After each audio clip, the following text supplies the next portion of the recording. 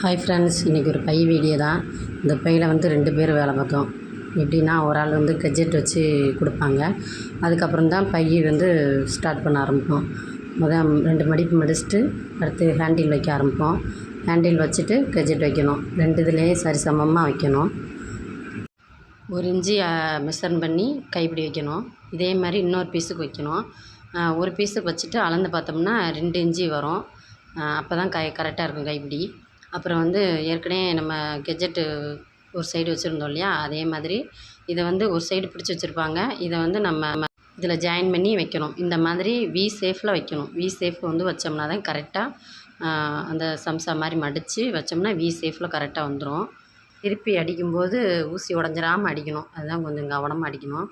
மற்றபடி ஒன்றும் இல்லை, ஈஸியாக வேலை முடிஞ்சிடும். பையோட ஃபினிஷிங் முடிஞ்சு பார்க்க எவ்வளோ அழகாக இருக்குன்னு பாருங்கள். இதே மாதிரி அடுத்த வீடியோவில் பார்க்கலாம். பாய்.